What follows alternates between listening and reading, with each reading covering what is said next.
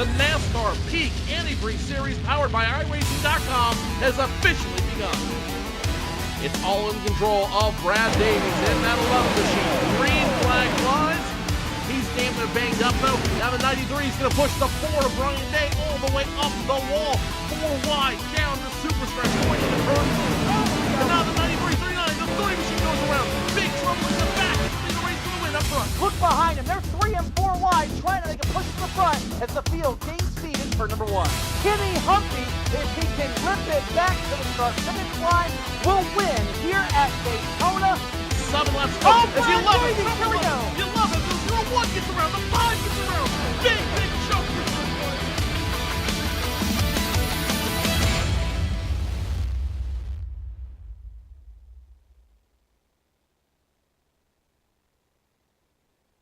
The NASCAR Peak Antifreeze Series powered by iRacing hits the road this evening. Literally, this is round number 13 of the NASCAR Peak Antifreeze Series powered by iRacing at the Watkins Glen International Raceway. This is the first road course race for this series in the series history. This one's going to be fun, I just have a feeling. Tim Terry, Tony Stevens returning with us to the booth, and Joe Cortez. And Tony, welcome back to the series, and picked a good race to come back to. Oh, let me tell you, Tim, looking forward to this one. Watkins Glen's always been a track to produce some great racing. It's always exciting, and really it's going to be something very, very unique, I think, here tonight because, as you said, first time the series has been here. First race, I believe, the series has had, well, no caution flags. This is going to be 50 laps green no matter what happens. So drivers are going to have a different mentality here. It's all about trying to save time. Every time you lose time, you can't rely on a caution flag to get that time back. You're going to have to make it up in the pits or on the racetrack. So there's going to be an emphasis on consistency, an emphasis on hitting your marks, and an emphasis on simply minimizing mistakes. And the guy that makes the least number of mistakes here tonight will probably be on the top step of the podium, hoisting a trophy at the end of the night, Joe. Well, it's not only about that. It's not only about making mistakes. It's also capitalizing on other people's mistakes and putting yourself in a position where you can capitalize on them. 12 turns at this Watkins Glen course makes for a very challenging course that will test the skill set of every single driver out here, which is a very unique challenge. As you both mentioned, this is the first time the NASCAR Peak Antifreeze Series has come to a road course. And Watkins Glen, while it's got a different degree of difficulty than its sister track, sort of sister track in Sonoma, spiritual sister, if you will, this will definitely be a test, and this will definitely be an opportunity for the cream of the crop to rise. But more importantly to all of that, there could not be a finer race for the final drop to come into play. After this, the drop will be put into place, and we'll have 4 races for every driver to be on their best show to end the season.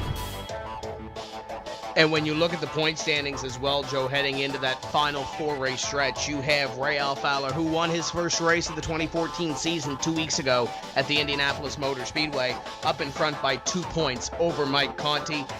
Everybody's been saying, and if you look at the results earlier in the week, Conti's been doing a lot of racing at Watkins Glen International in the iRacing service. This should be his race, by the way everybody is saying, but we still have 50 laps to run. So watch the 5 to make a big splash here this evening. He will start this race in the pole position. Chad Lawton only 5 points behind Ray Alfalla. Then there's a little bit of a drop, 21 points, albeit we have not factored in that drop yet. Nick Ottinger, 345 points to Ray Alfalla's 366. Chris Overland, Jake Sturgis, who should be good here this evening as well. Matt Busa, Kenny Humpy, Brian Blackford, and Danny Hansen completing your top 10.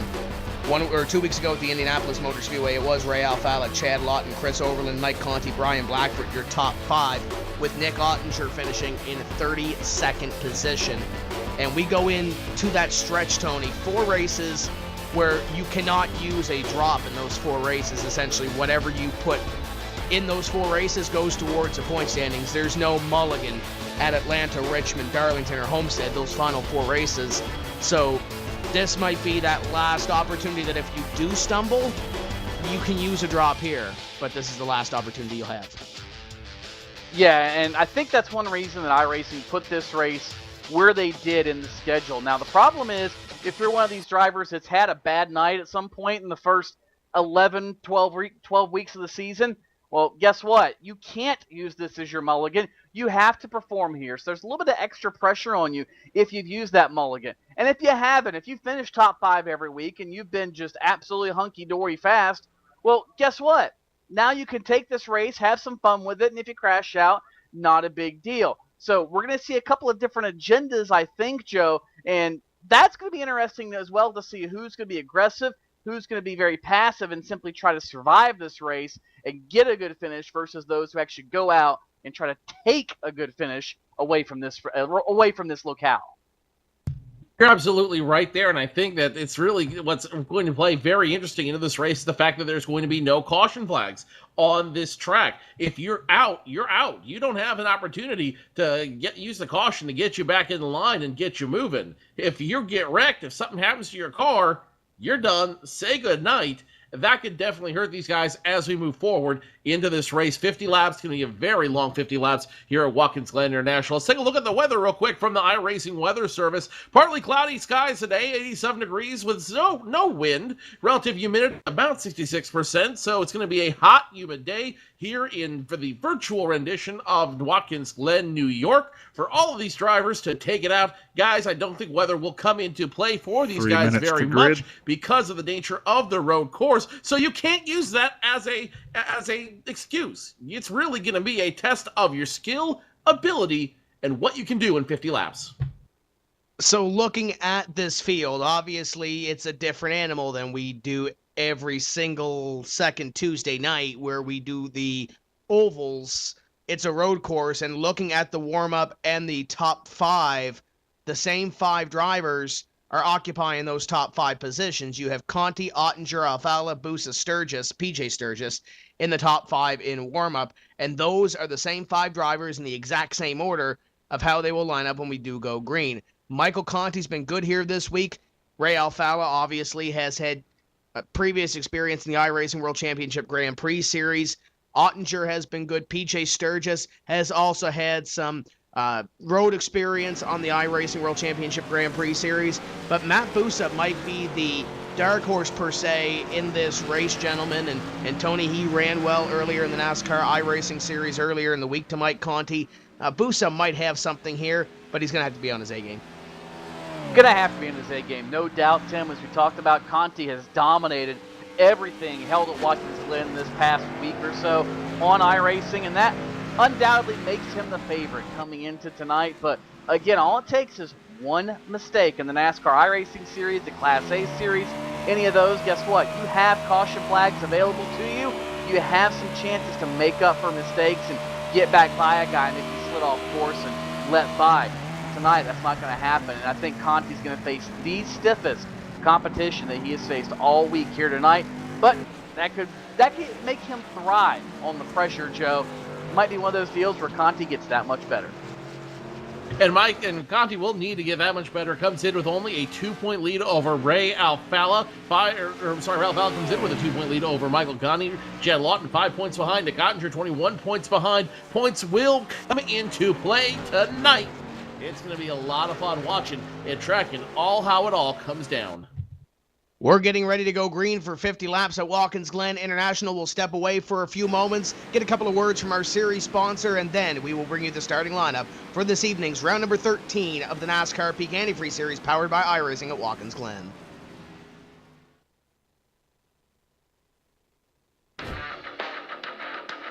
This is where it gets difficult. This is where your name's on the line, everything's on the line. You get that one chance to go out there and put down your best performance with the most amount of pressure.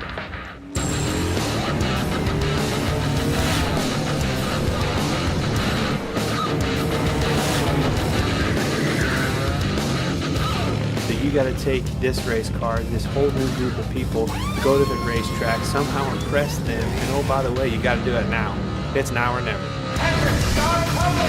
First thing that went through my mind was like, no way. Just be real important to try to figure out how to keep the tires under him and run a smart 150 laps. They might bump him around a little bit, but what doesn't kill you makes you stronger.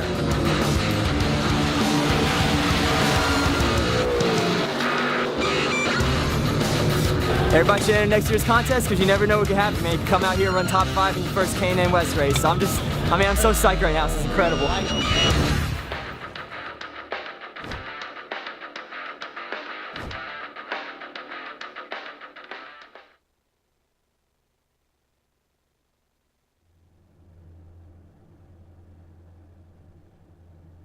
Welcome back to round number 13 of the NASCAR Peak Antifreeze Series, powered by iRacing at Watkins Glen International, our only road course stop of this 2014 season. Let's go down our starting grid for this 13th round. We begin with car number 5, Mike Conti, trying to take back the point lead. He put up a qualifying time of 1 minute 11.873 with Nick Ottinger in the 05 to his outside. The only two drivers, Tony, to dip under 1 minute 12 seconds. And really only 5 drivers are in a class by themselves, the next 2 of which includes, car number 2, Ray Alfalla, and Matt Busa, the 34 we spoke of earlier. He's been the outside of row number 2. PJ Sturgis, the 57 machine, will start in row number 3 on the inside, technically, in position number 5. The 36 of Justin Bolton, the Best Western machine, will start position number 6 in the 36. If there's any other drivers to challenge for that top 5, you better believe Jake Sturgis is a part of that conversation. He starts in 7 to the outside, 32, Danny Hansen.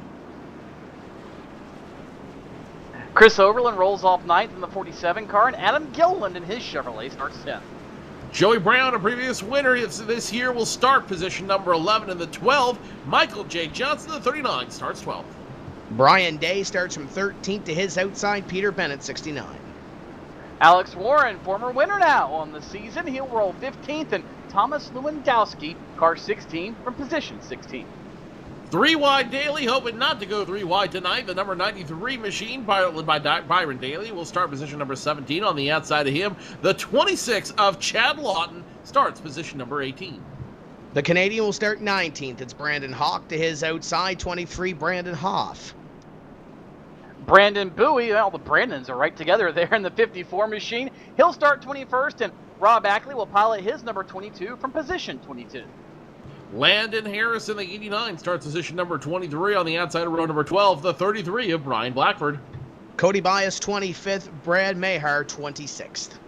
Brandon Schmidt in the 3 rolls 27th, and Stephen Gilbert in the number 37 rolls 28th. Trey Edson on the inside of row number 15 in the number 6 car. On the outside of him, the 80 of Brandon Cattell, 30th. 31st is Mitchell Hunt. 32nd, Kenny Humpy. Getting down the drivers that didn't take time, including Brandon Cherburko and Brad Davies in row number 17. Andrew Fayash III will start shotgun on this field. In the number 77 machine starts 35th. That is your entire field tonight. A short field, guys, but that's not necessarily a bad thing for road racing. We are getting ready to go green for the first of 50 laps this evening. Pace car in, Conti gone. Green flag flies, and we are underway. It's going to be side-by-side for a second with Ottinger and Alfalla going down. And guys, they're all going to funnel into corner number 1. We'll see if they all make it out. Through the right-hander that is turn number 1, the field now up through the gears. On the hammer hard, up the hill for the right-hander that is the S's here at Watkins Glen International. And Mike Conti, Joe, look at that lead already. He's out to 6-7 car lengths over second place Ray Alfalla, and Conti is already checking out. He said, I'm heading to Elmira. Catch me if you can. Through the S as he goes now to the bus stop. Michael Conti will not be stopped. Alfalla leading the line, though, as Nick Ottinger, PJ Sturgis, Matt Busa all behind him. Jake Sturgis, the 41, trying to catch up to the 34 now.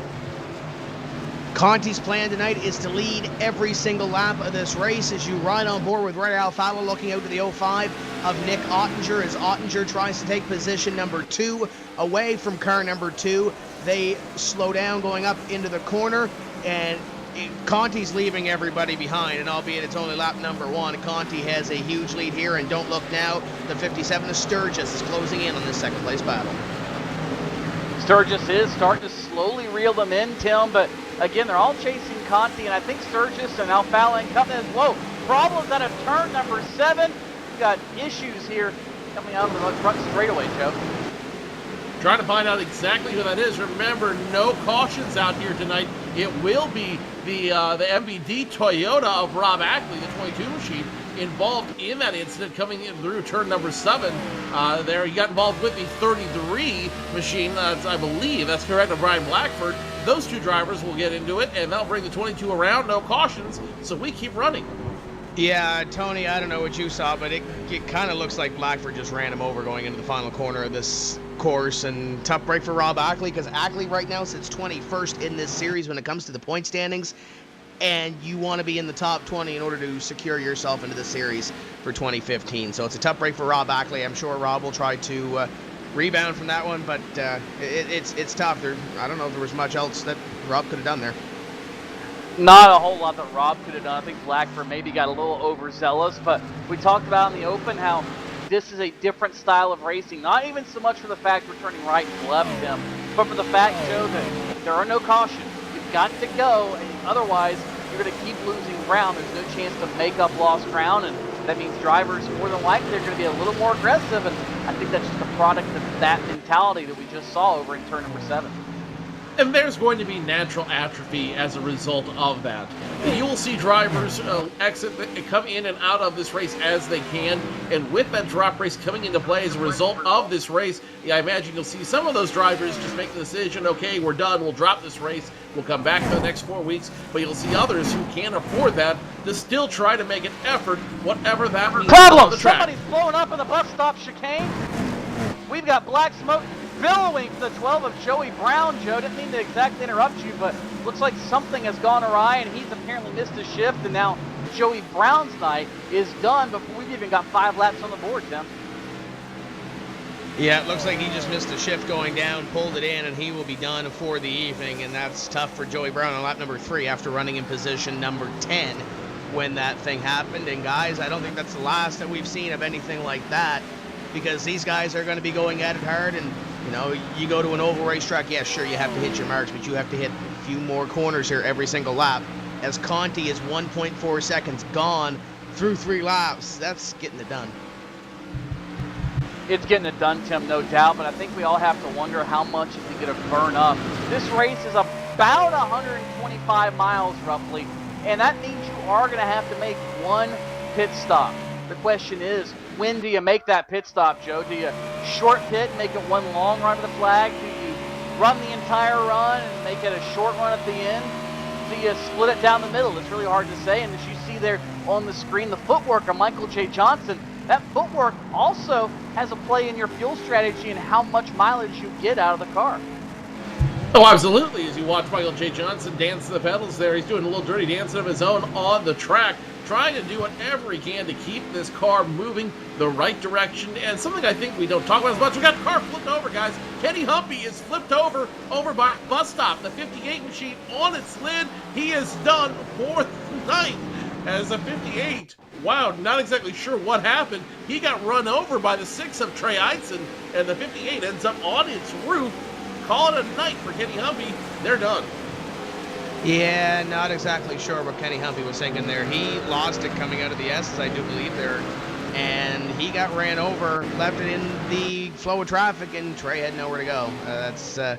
I'm sure the race officials aren't going to look very kindly on that gentleman, as Kenny Humpy is out of the race, and I'm sure he's not very happy with, or Trey won't be very happy with him. But nevertheless, I talked to Jordan Hightower, crew chief for the number 89 of Landon Harrison, and Landon's crew chief tells me, Tony, that they're going to try to split this race in half.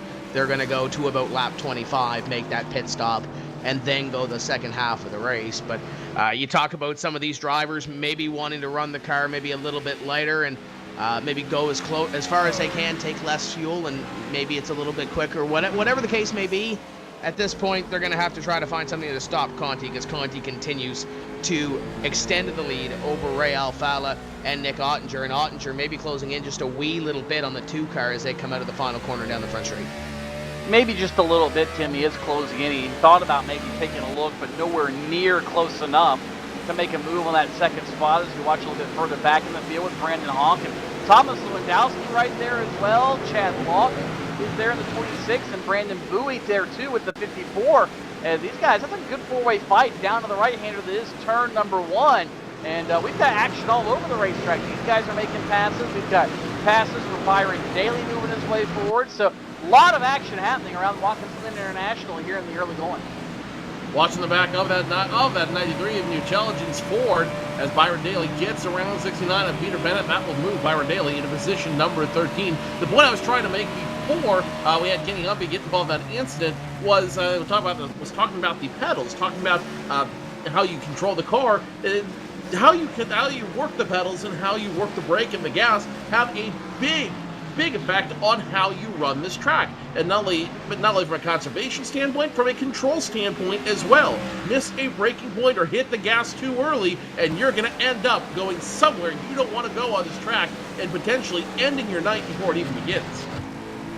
And you look at the pedals again on the number 39 and Michael J. Johnson as he chases down Adam Gilliland in car number 8. And Joe, correct me if I'm wrong, but didn't these two guys have a little bit of a run-in at Indianapolis 2 weeks ago?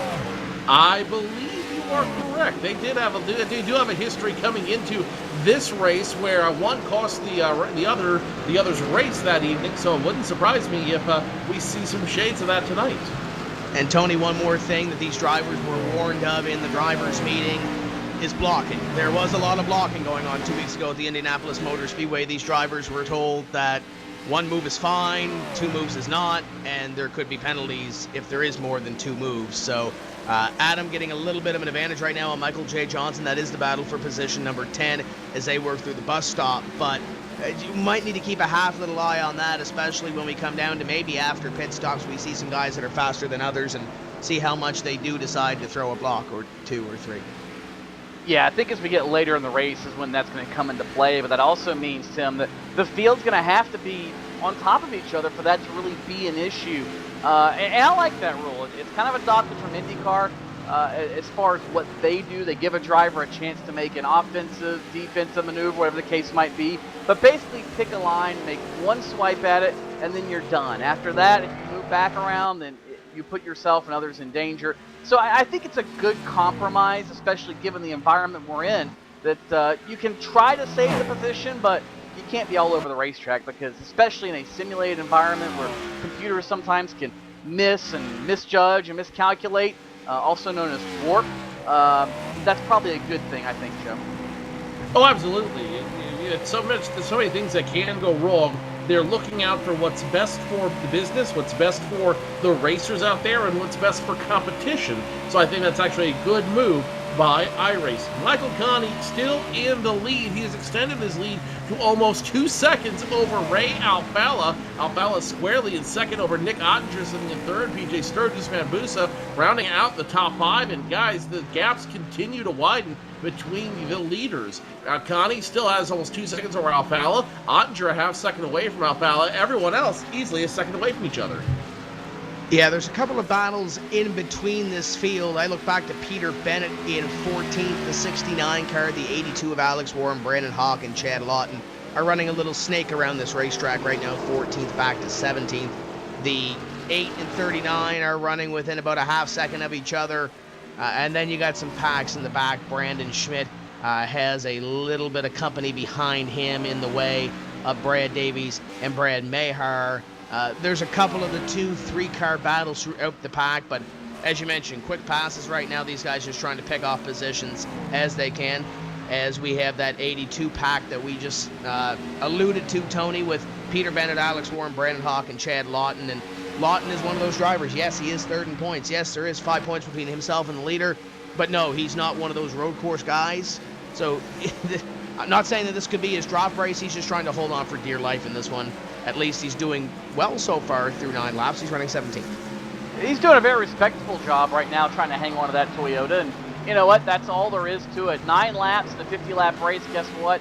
You're almost 20% of the way through it. It seems like an eternity when you're on the racetrack, when you're out there making these circuits, but he's done a fantastic job so far for not being a road guy. And you know, one thing I've learned just from having some time on the iRacing service, having some time running go-karts at various places at racetracks to try to learn them, the more time you spend, the more you teach yourself, and the more people you're around, the more you learn from them if you're a student of the sport and a student of those who are better than you are. And I think Chad Lawton's a good enough driver, Joe, to where he's got enough sense to do that. He'll look at the fast guys, see what they're doing, try to mimic it, try to learn as much as you can. So he's not out there floundering like a fish out of water. He at least is in some sort of shallow water to where he can at least breathe. Well, Chad Lawton, the one-time winner this season, also has a little bit more on his mind as well. Chad Lawton is currently sitting third in points, and he needs a respectable finish here tonight to continue that points run and be in a place to challenge the driver. It looks like we have another driver that lost an engine out there. It looks like the 82 of Alex Warren. No, he did not. He's just going to drive straight through the bus stop. So Alex Warren just missed the bus stop entirely out there, and that is going to cost him big time.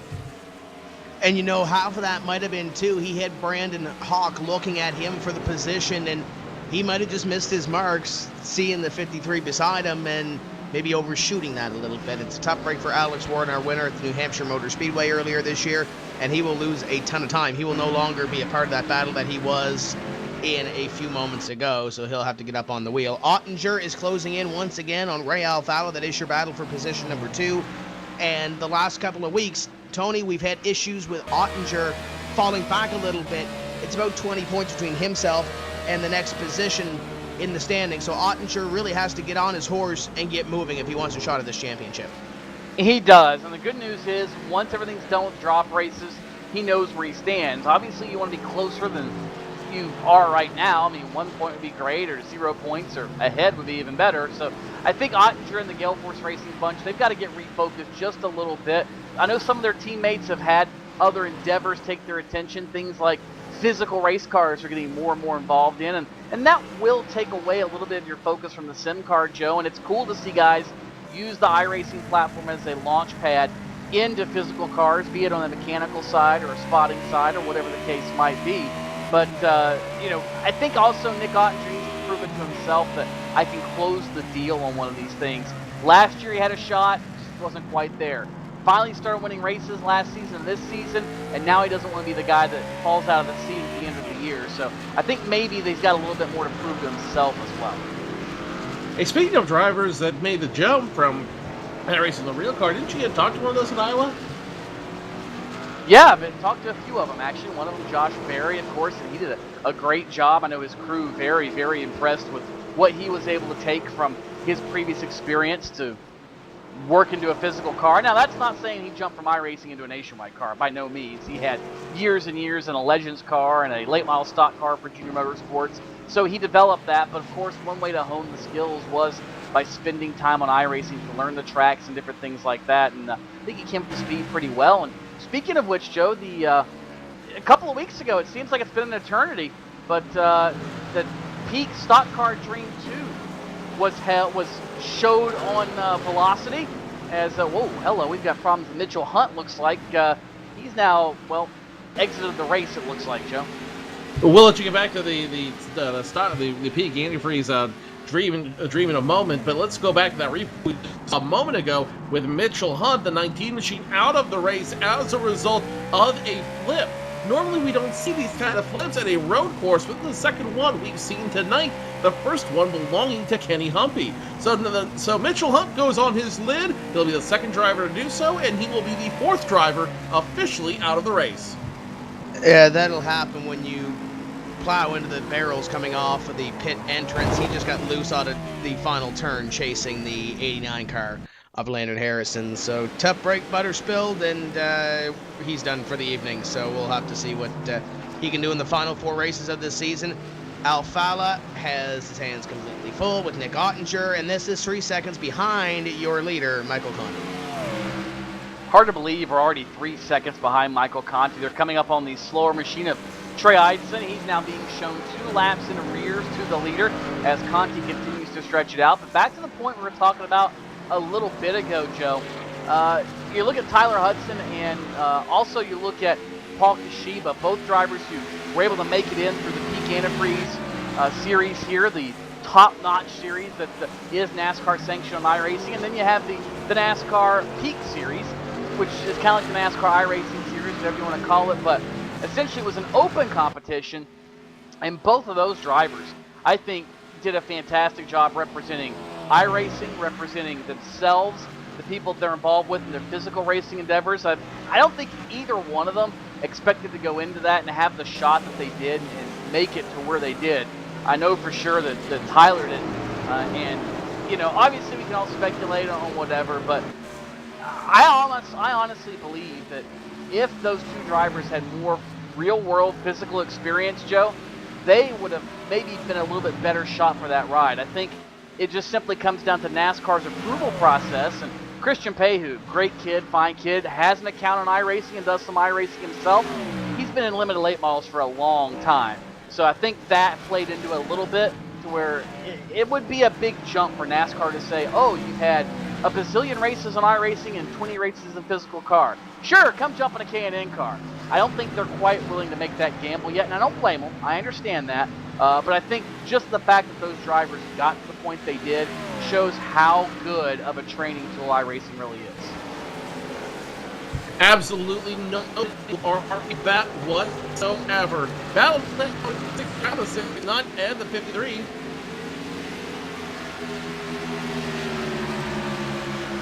The 11 of Brad Davies, I believe, is what Joe was trying to say, just made the move on Landon Harrison to move up to position number 21. Davies is one of those drivers that has former iRacing World Championship Grand Prix experience, and now he looks up on Brandon Hoff in car number 23, who runs in position number 20 right now. So Davies, albeit has a long way to go, he is 31 seconds behind your leader, Michael Conti, as we work lap number 15. And you mentioned the real-world experience, Tony. Paul Kashiba has a couple of seasons under his belt with a legend car and an SK mod at the Waterford Speed Bowl, so he does have some experience as well.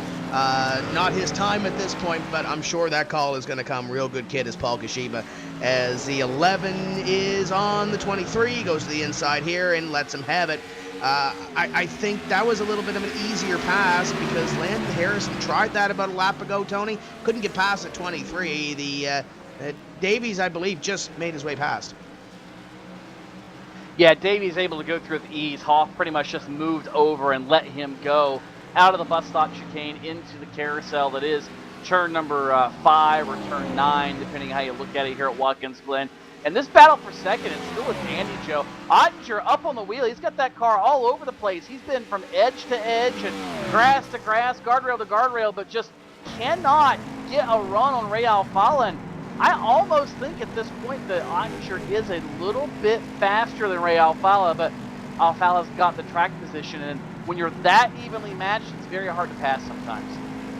Ottinger had the advantage going into turn number 1, going into that right-handed turn. Ottinger couldn't capitalize, and that allowed Alfala to get a little bit of a run. Ottinger then in the bus stop. Ottinger hit the rumble strips, lost a little bit of traction on the Rheem Toyota, and was not able to get as close to the 2. I think you're right. Ottinger may have the better car, but Ottinger may have to wait for the pit stop if him and Ray Alfala are on the same pit strategy. If that happens, if the pit strategy comes into play, I think Ottinger has that handily, but the question is, can the better car beat the better experience? Yeah, we'll see what transpires here. It looks like Conti has slowed his pace just a little bit, gentlemen. It's now 3.1 seconds between himself and Ray Alfala. It looks like Alfala and Conti running pretty close to the same lap. It's only 2/10 the difference between Conti and Alfala that last lap by. Nick Ottinger running in third, Sturgis and Busa completing your top 5. Your top 5 minus Alfala and Ottinger, they have a little bit of distance between them. So the 05 continuing to put the pressure on that number 2 car. Jake Sturgis, Chris Overland, Danny Hansen, Justin Bolton, and Adam Gilliland, your top 10. And Gilliland still hasn't been able to shake that number 39 of Michael J. Johnson, running back in 10th and 11th place, respectively. So I still think you got to keep a half eye on that one, Tony. They have a little bit of history, and I'm not sure how much patience Adam Gilliland has, because he's shown in the past that he doesn't have any. The 39's right on the back bumper of the 8. Yeah, other than that battle for second, Tim, that's probably one of the closest battles on the speedway right now, as Johnson continues to chase down and try to find a way around Adam Gilliland. And those two are starting to reel in Justin Bolton slightly pretty quickly. That's going to become a 3-car fracas for that position to work their way a little deeper inside the top 10. And give a call to Bolton, a driver that's mostly got oval experience in his past as far as his physical racing exploits.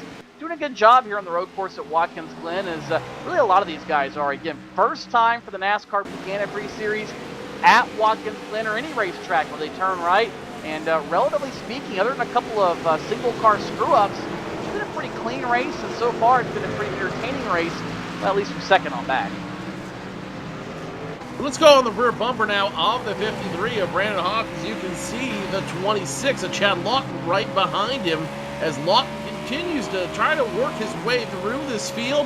Lawton has now found his way up to position number 16 and is slowly starting to reel in Hawk and hopefully to try to get around Bennett and Byron Daly still in 13th.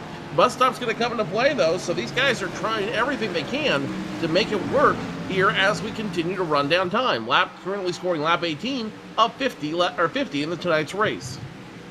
And we're getting closer for those drivers that want to split this up into 2 segments. We're about 7 laps or so away from them trying to do that. Michael Conti out by 3.1 seconds. He'll come by this time and complete lap number 18 into 19.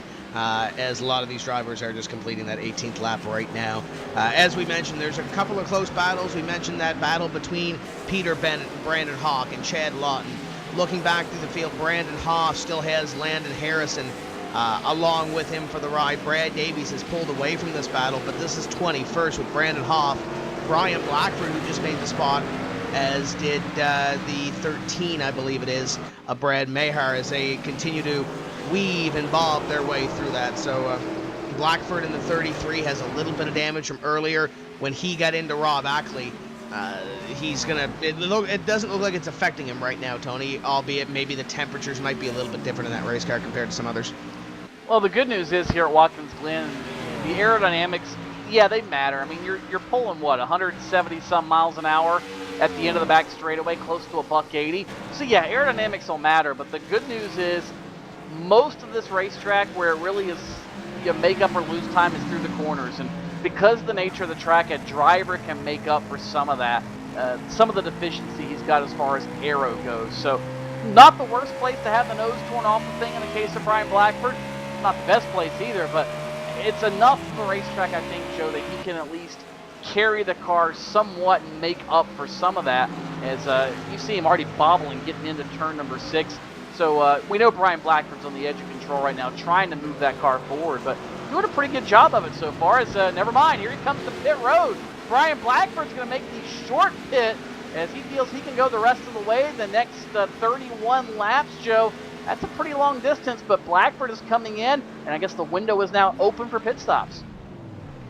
It's an interesting gamble, as Brian Blackford will be the first one to break the seal. He will get at least 2 brand new Goodyear Eagle tires, 2 tanks of virtual Sunoco racing fuel, 4 tires stop for Brian Blackford. No nose damage repaired. He will be down and away as Brian Blackford makes the first pit stop of the evening. Who will be next? That's the $64,000 question. Conti stays on the racetrack to complete lap number 20. Ray Alfalla, Nick Ottinger close behind him, and by close, it's about 3.5 seconds between your top 2 drivers. PJ Sturgis, Matt Busa, top 5 as we continue to work around this racetrack, and there's not many that have decided to peel off, at least at this point. So Blackford might be the first, and he might be the first by a little distance here, Tony, as maybe some of these back guys might peel off. Trey is already pitted because of some damage earlier in the race, so other than that, these guys might be coming in a little bit later, might see them within the next 5 laps or so coming down into pit road, maybe split this up into halfway. But nevertheless, Michael Conti is your leader, and Brian Blackford's about to go a lap down. Yeah, I don't see a lot of guys, like you said, Tim, coming in at this juncture. Some of them will, probably towards the back, or somebody that maybe wants to have a lighter load at the end, but you'll have more time on the tires. So there's a lot of trade-offs, a lot of compromises you have to make whenever you consider this pit strategy. And I think Brian Blackford decided that his trade-off was going to be grip and speed and clean racetrack to try to make up as much time as he can once everything cycles around. And you know, it looks like almost looks like he's pulling away, or at least holding serve right now for Brian Blackford. But now another leader on pit road. It looks like Nick Ottinger, first of the leaders, going to come down pit road, Joe, and that green Camry bunch is going to go to work on his car. The short pit strategy comes in for the Ottinger and looks through him. 4 tires, full tank of fuel, and the 05 overshoots his pit stall. Nope, he's going to be right on the line. It will be the left sides going up on the 05. Will it be the right sides as well? Yes, it will be. Full tank of Sunoco fuel, 2 tanks in, 4 tires on, the 05 down and away. Clean stop for Ottinger. 39 of Michael J. Johnson will relinquish position number 11 to come on to pit road. It'll be a 4-tire stop for car number 39. Conti continues to lead this event, and we'll see if he decides to come on to pit road, this time by on the 22nd lap of this 50-lap event. Conti in the main performance BC Sim pedals. Number 5 rounds the final corner of this racetrack, and he will come in this time by. Here comes your leader, Mike Conti, down onto pit road, and he looks pretty clean so far. Got it down to pit speed, and now it's just a matter of his team hitting his marks. And it's a very, very long road down to the turn 1 end of pit lane. 45 miles an hour from Michael Conti. He'll finally turn into the pit box. Crew will jump over the wall now as he's a stall away. He'll get it stopped on the marks. Around to the left side, driver's side first. That side is up in the air. Brand new Goodyear Eagles being bolted on that side. 5 off and 5 on. Crew back around to the right side, filling that tank full of Sunoco Racing gasoline to go to the end. They drop the jack. Mike Conti is down and away. Now the question is, where will he cycle out in relation to Nick Ottinger? Here comes Ottinger now off turn number 1. The gap will be, well, probably about the same. Great job getting on and off pit road by Michael Conti. What a hustle for that matter. I think he even gained some time on the 05 machine of Nick Ottinger, Joe. Entirely possible, but it makes it hard now as the 5, well, Mike Conti, he came in with a premonition tonight. He said he was going to lead every lap. Well, officially, that will no longer happen as Ray Alfalla has taken away the lead. Alfalla once again is going, no, he's not. Ray Alfalla will make the cut down pit road, and now the 2 will be the next one of your leaders to come down to the attention of his crew. The 57 will come in as well, it sounds like. Yep, PJ Sturgis coming down pit road as well. Alfalla has a longer drive, though. PJ Sturgis, as I believe, what, four boxes behind him, plus or minus, as here comes the 2 into the second pit box. 32 is the first driver to stay out on this exchange. So Danny Hansen, if he does stay out for one more lap, will inherit the lead position. The 2, the 34, the 57, they're all down on pit road getting service. The 2 is down and away. Quick pit stop for Ray Alfalla, and he will rejoin the fray. We'll see where Conti is right now. Conti has already passed him, so it looks like Conti did gain a whole lot of time on that pit stop. And Alfalla behind Nick Ottinger as well, so that's not going to help Alfalla's strategy either. But Danny Hansen is your leader, is right now ahead of the leaders. It depends if he does come down pit road or not to try to get that bonus point for leading a lap. Adam Gilliland is behind him, and he would be second when this thing does cycle through, and then it's back to Conti and Ottinger, I do believe. Yeah, that looks like it's about how it's going to cycle out right now. And if I'm Danny Hansen, I don't know. I think I've got this thing about split where it needs to be, but it wouldn't surprise me, guys, to see Danny Hansen, we've seen it in the past, take a little different pit strategy than anybody else to try to benefit himself as he still stays on the racetrack. So I'm wondering if either he's going to try to make it a little past halfway, which maybe would be next lap, or maybe, Joe, if he would decide to try to go as long as he can, say 30 or 33 laps or so, and then make it a 17, 19 lap dash to the end, try to have a little bit fresher tires and a little bit lighter fuel load. It's not out of the question. He may be able to do that, and in some way, shape, or form, maybe be able to either retain the lead or be in the top 5 when all is said and done. It's going to make for some very interesting racing as we continue. The 8 of Adam Gillen now on pit road. The Gary Burke Trucking Chevrolet, 4 tires, full tank of fuel. He will be down and away, back on the racing surface.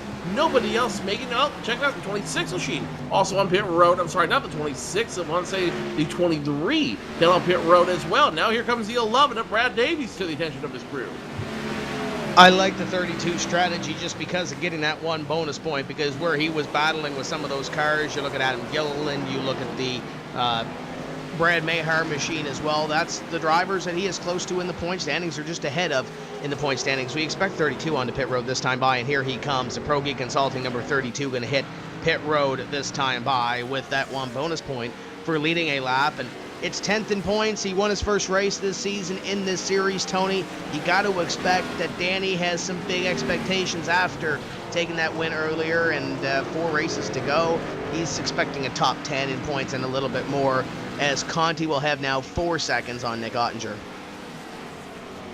Yeah, huge gap back to Ottinger as the Hansen team continues to service his number 32 Ford. Looks like they'll get everything finished on the right side. Pitted a little close to the wall there. Took this mark, but they'll finally get everything finished. And 4 brand new Goodyear Virtual Racing Eagles on that car. He'll be down and back onto the racetrack. The problem is, where will he exactly blend back in? Looks like about 12th spot or so.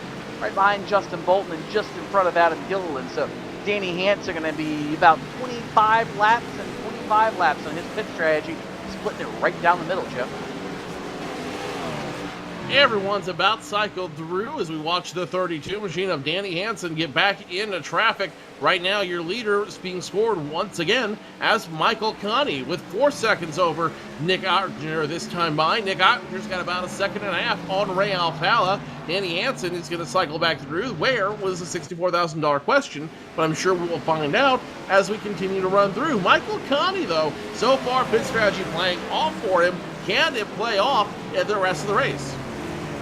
I was just talking to the crew chief of driver number 5, Michael Conti. Of course, that's Brandon Hastings, the crew chief, and he said that Conti's been fairly quiet on the radio, guys. Hasn't really said a whole lot as he tries to lap Brandon Chaburko through the S's and heading down towards the bus stop. He will do so. Very close quarters there through the S's between the 5 and the 48, but he said he hasn't said a whole lot on the radio, and he said that with that strategy, he was trying to wait a little bit to see what that 2 in the 05 would do. He really didn't want to be the first driver to come down pit road, but he did say this was the final stop, or the only stop of the race, because you can go anywhere between 28 and 30 laps on the fuel in these race cars. So Conti out by about 4 seconds now, and that's pretty much what it's going to be. We have the 32 car of Danny Hansen battling for position with the 36 of Justin Bolton. That is for position number 9. That's a pretty good fracas back there, 30 seconds off the lead with Bolton, Hansen, Adam Gilliland all right there as they work through the carousel, top of the hill, and now they'll work their way down the NASCAR chute just between turn, well, I forget what turn that is in the boo, but nonetheless, that's kind of referred to as the NASCAR chute, one of the very few series that use it here at Watkins Glen, and this is shaping up to be a good battle. Now, remember, Hansen's got a little bit fresher tires than Justin Bolton does, same with Adam Gilliland. Gilliland did a lap before Danny Hansen, so Bolton, I think, right now is in the matter of, well, not survival, but he's trying to hold on to the tires and brakes deteriorate from the guys behind him. Well, that's not going to happen just yet, because here goes Hansen to the inside, but look at Bolton up top, able to carry that momentum, Joe. Battle for position number 21 will be in the box, I'm told, around the 82 of Alex Warren, as Alex Warren will get past the 13 of Brad Mayar. Landon Harrison still in the mix right now as they enter turn number 1. Meanwhile, the 32 of Danny Hansen finally sets up his pass. At the bus stop, Hansen gets around Justin Bolton. Through the bus stop, Hansen holds on to the move, and Danny Hansen will pick up position number 9, Justin Bolton 10th, Adam Gilliland in 11th, Ryan Day now in 12th. So it puts those two teammates in 10th and 11th place, Justin Bolton and Adam Gilliland. And Tony, you mentioned the pit strategy. When we did go to pit road, Michael J. Johnson and Adam Gilliland were running nose to tail thereabouts, and Gilliland just ahead of Michael J. Johnson. There is now 4 seconds between those two drivers, so whether it was Gilliland faulting on his stop or Michael J. Johnson having a real good stop and then putting the hammer down, I don't know, but Michael J. Johnson has a little bit of gap between himself and Adam Gilliland for the position. That's what the pit stop will do. The 16 of Thomas Lewandowski had a moment, and I believe Brad Davies got by him, and that will put Thomas Lewandowski back to 20th. Yeah, a lot of guys trying to shake these cars out right now and figure out what they've got. And sometimes, in some cases, you're running with different guys, Tim. I mean, you talked about Adam Gilliland and Michael J. Johnson, how they came in nose to tail, or at least when pit stops started, they were nose to tail. Now they are such no longer. So some of these drivers racing with others that maybe they're not used to seeing their braking points or little bitty things, because over the course of a run, remember the tires depreciate or degrade, I should say, not depreciate. Well, I guess they're losing value too, so they depreciate. But they degrade, the fuel tank, the fuel load burns off. So you change your line, you change your braking points just a little bit, and over the course of 25 or 30 laps, you put stickers and a brand new tank of fuel in there, sometimes that extra 2 feet you drove into the corner before doesn't work. You make a bobble and you're trying to figure all that stuff out all over again, Joe. And I think we've seen that a couple of times as you ride on board with Brandon Hawk, that racer boost machine, trying to get around the Intelligence-driven steering wheels car of Byron Daly in turn number 1. I was about to say, technically speaking, Tony, the minute you put the tires in the car, they technically depreciate in value. I mean, if you want to get granular about it. It's kind of like a used car lot. Once you roll them out of the hauler, they've already been lost in value. Except you can't sell them back at a decent profit. And like I said, they lost value. The 54 of Brandon Bowie was on pit road. The Gale Force driver looking to take his stop a little bit late, but he's one of those drivers who's going to try that late pit strategy out here we were talking about, Tony. He's going to take the tires, he's going to take the tires, he's going to take the fuel late in the run and see if that will help him. See if the lighter load and the brand new tires can equate to long-term speed. No tires in the 54 of Brandon Bowie. That was fuel only for the 54 of Bowie, and he is down and away. 30 laps, complete 30 laps on the stint, and that's about as far as you can go. So we'll see what it does for Bowie and the Gale Force car, where it does slot him at the end of the race. And I believe he may, and obviously, Tony, I didn't see all the pit stops, but he may be one of the only ones that didn't take any tires in that stop. I don't know why you would not take tires on the stop. I really don't. That, as much as you slide around here, as much as you use up the rubber, especially as far back in the running order as he was, and as long as it takes to put fuel in a car, it makes no logical sense to me not to put tires in the race car. And if that's the case, and not a top-off stop, that is mind-blowing. Definitely a strange maneuver. Definitely something that I don't know that I would condone. But maybe there's some more when we realize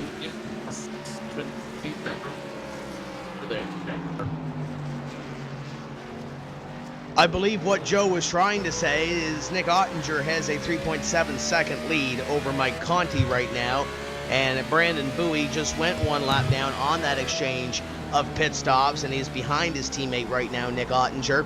It's about 3 seconds back to Ray Alfalla from Nick Ottinger, PJ Sturgis, and Matt Busa complete your top 5. And Tony, coming in, we kind of figured those 5 would be the 5 to beat, and at this point they are. Yeah, they are the 5 to beat. I am slightly shocked, however, the gap from 3rd to 4th between Alfalla and Sturgis. 7 seconds is a pretty substantial piece of real estate.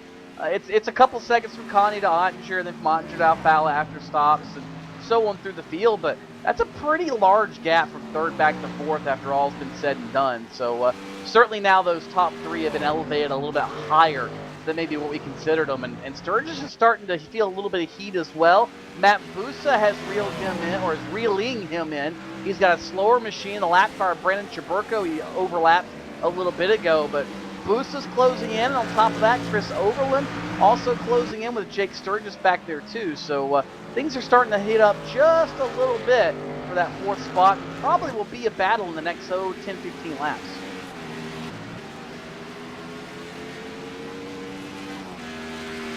So Michael Conti well ahead of the field by Nick Ottinger second, 3.7 seconds behind, Ray Alfalla third. And guys, this is really turning into a race for whatever's left out there. I mean, Ottinger's starting to pick up time, but with time running out, can he really make up all that time? Trey Eidson, who was damaged early in the race, now on pit road. He's still several laps down, so he's irrelevant in a certain way, shape, or form as everyone continues to run out here without incident. For a race with no yellow flags, this race is going incredibly smooth.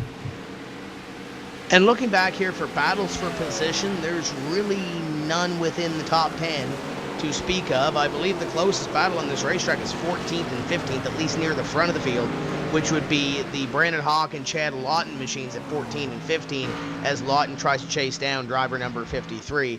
Looking back onto the field, Brian Blackford is being chased down by Brad Davies. That might be a little bit closer than the other battle I just talked about, though, as Davies trying to set up Blackford, maybe going into the bus stop here.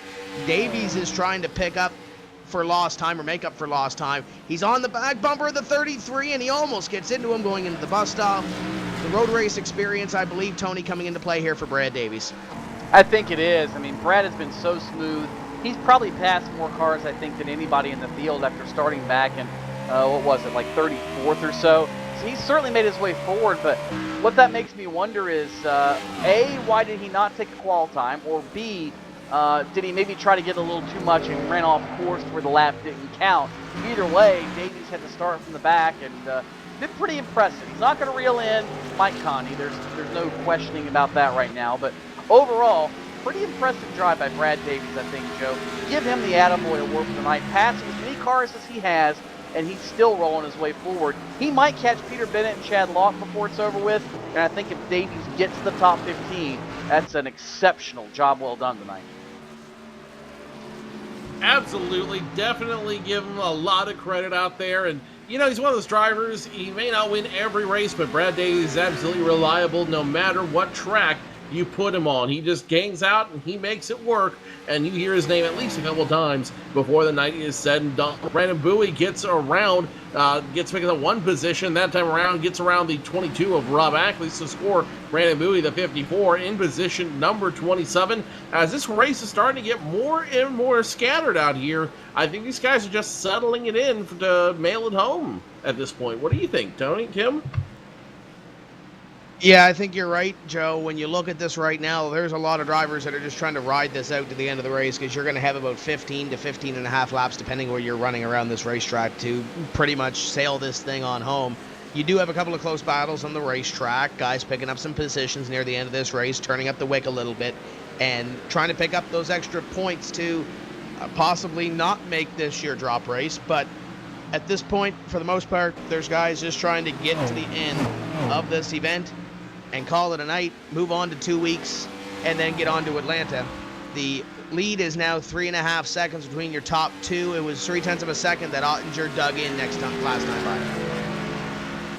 Yeah, Ottinger it seems to have dug in for the last few laps. He doesn't gain a lot of the time, and he gains a little bit, but it seems like every time that Mike Conti gets in traffic, that is when Ottinger is able to close in on him just a little bit. And I think Conti does that, Tim, because he's got a little bit of a buffer. He knows he's got time. He knows there are no cautions.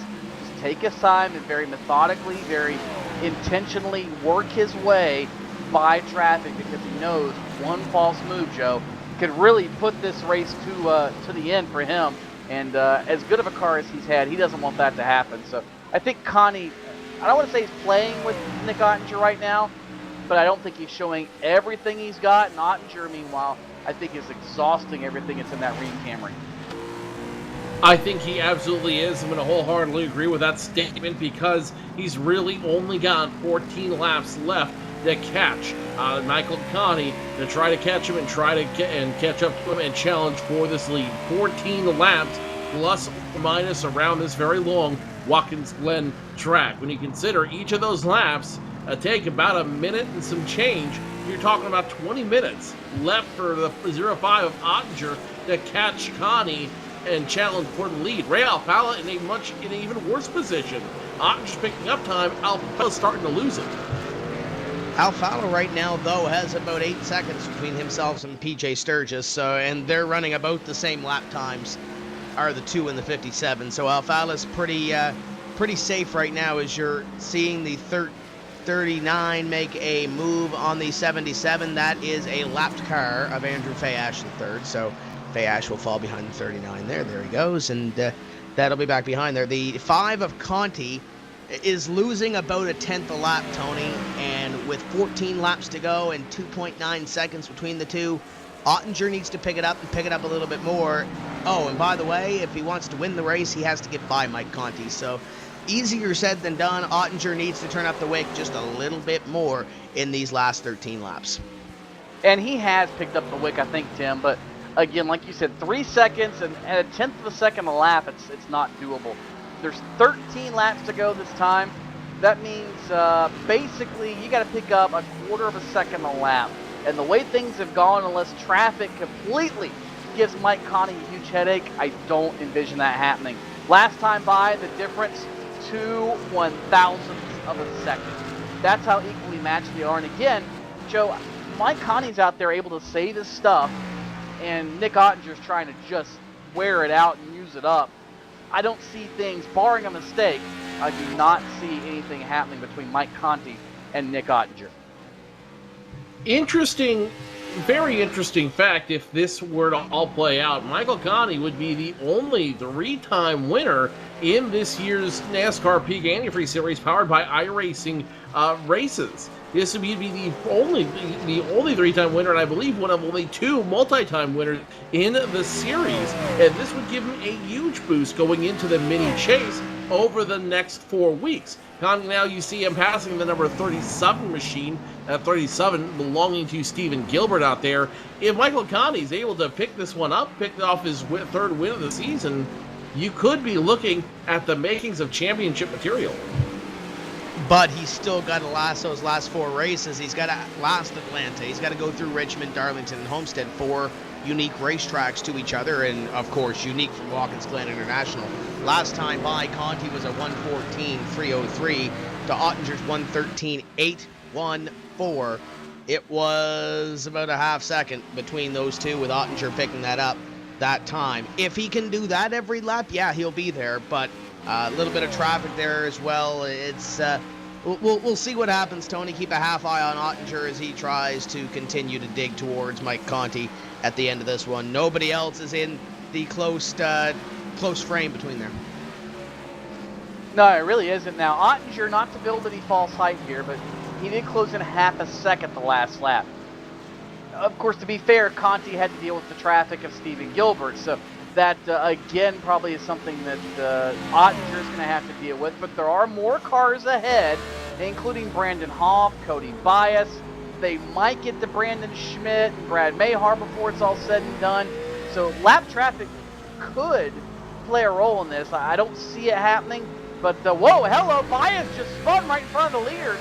And that almost played a huge role in what the outcome of this was going to be. As across the stripe now, that gap back up to 3 seconds as Ottinger tried to get by the 37 at Gilbert, get by Bias and company. And I think that pretty much has put the nail in the coffin for Nick Ottinger. Let's go back, if we can, to that replay of Cody Bias. He lost it coming off of the final turn here in Watkins Glen. You're watching it in the box. Lost on that final turn, went nose first into the trash cans there, and Cody Bias loses his nose, loses his hood. Cody Bias effectively now driving a modified out there, and Cody Bias, his night is pretty much done as well. But I think you're absolutely right there, Tony. That's going to end the night. That's effectively going to end the race, and now Michael Conti holds his fate in his own hands. When you look at it, it looks like Brandon Hoff made it a little bit easy for Conti to get by. Nick Ottinger, whatever he gained 2 laps ago, Tony, you mentioned it, Conti gained it back the last lap by. This time, 10 laps to go on the 5 of Mike Conti, and we'll see if there was any difference. Obviously, he did have to deal with that lap traffic of Brandon Hoff. We'll see what that affects on the stopwatch. And this time by, it appears that it was 0.4 of a second or thereabouts between Conti and Ottinger, with Ottinger gaining about 0.4 of a second or 3 and change on Conti. Yes, if he can do that every lap, he'll be there, but he needs to do it every lap and not give it back, as the traffic will come into play here in just a few moments' time. We'll see where Ottinger does catch Brandon Hoff. Yeah, and that Viper SR car of Brandon Hoff is probably going to set Ottinger back maybe another 0.4 of a second. So again, whatever he gained, he's going to lose. Whatever Conti loses, Ottinger will gain, and then it'll be fight back and forth. So right now it's, whoa, Ottinger. Hello, he just about cashed it in off the inner loop. But he is wearing that car out, just like you talked about, Joe, using every little bit of everything inside that machine. And, well, I don't think it's going to be enough right now. I agree. I think Ottinger has burned it down too soon out there. I think Ottinger did everything he can to try to get the 05 Toyota to work to his advantage, but it's not going to work tonight. He just doesn't have enough in the ream machine. But that being said, second place isn't bad. But it's not first place, and with Conti leading this race, leading the most laps in this race, and gaining maximum points, that's, yeah, there's a lot that they're standing to lose, the competition standing to lose per se, because Conti 2 points back of Ray Alfala coming in. When you factor in that drop, yes, it's probably going to change a little bit, Tony, but it's still going to be Conti and Alfala pulling away a little bit from Nick Ottinger, and effectively Chad Lawton as well, because where's Chad Lawton running in this race? He's running back in 15th place right now as Ottinger gets past the 23 and nearly gets into the inner loop a little too hot. Looks like he regained it again, but that could have been huge. That could have been very large, and visually that gap is shrinking again, but I think we're running out of laps, running out of time. Brad Mayhar is next to go a lap down, Brandon Schmidt. Don't see that's going to be a major issue, but you talk about points, Tim, and yeah, this is going to set things up for the mini chase, if you will, where the drops no longer count, they're no longer available, and those final 4 races, I don't think you could ask for a whole lot. Whoa!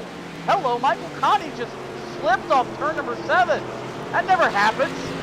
Holy cow. Well, we might have ourselves a race after all. It's down to 2 1/4 seconds, guys.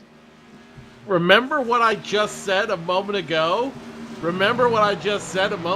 Michael Conti holds his fate in his hands. Well, that's exactly why I said it. Conti does hold his fate in his hands. With 2.2 seconds out there, he can win this race. And this would put him in a very unique position. It would give him 3 poles, 3 wins, and make him the only multi-time winner in this year. Everyone's only won 1 race. Conti will have won 3 if he can hold on. That's going to be the question. Conti needs to concentrate for the next 8 laps. 7.5 now. 05 on the 13, and Brad just moved over for the 05. And Tony, this is where it's going to come down to it. Conti's catching the traffic. He caught the 13, let's call a spade, in the wrong place, and he lost a little bit of time and nearly lost control of his race car. And Ottinger made it look easy on the 13. Conti's going to come up on another piece of lap traffic here, and Brandon Schmidt in the 3, and we'll see how hard of a time Schmidt does give Michael Conti this time by. He completes lap number 43, so we have 7 laps to go in this event, and Conti lost another 0.2 of a second. The fate is in Conti's hands, yes, but it's also in the fate of the lap traffic and how hard and where they do catch the lap traffic compared to Nick Ottinger, because Ottinger seems like he's had a little bit of an easier time, and also he's wheeling the hell out of that car.